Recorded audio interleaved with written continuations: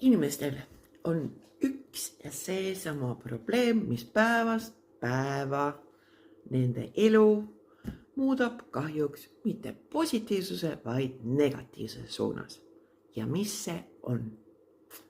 Harjumus mõelda samamoodi, nagu te tegite kõikidel eelnevatel kordadel, kui tekkis analoogne situatsioon. Mis ma sellega mõtlen? Väga lihtne. Ehk siis, kui me oleme väiksed, on plats nii-öeldes puhas meie kahe kõrva vahel. Ja nüüd me tegutseme alati sinna suunas, mis meile tundub olevat nii-öeldes hea ja üritame vältida seda, mis meile ei meeldi. Vaadake ükskõik missugust väikest last ja te näete.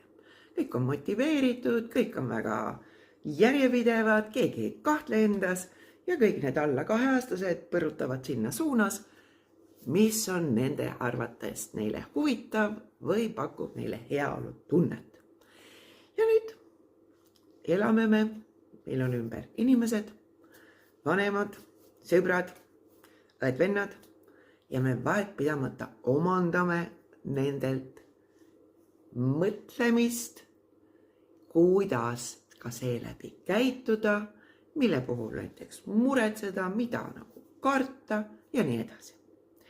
Ja võt sealt hakkabki pihta see, et mida rohkem me midagi teeme korduvalt, see muutub automaatseks ja me enam ei kahtlegi selles, sellepärast et tookord oli nii, nüüd muutub see automaatseks ja iga kord, kui tuleb siis see analoogne nii-öeldes käivitaja ehk siis trigger, hakkab meie aju otsima lahendust, aga kahjuks lähtub sellest, mis on mineviku kogemus.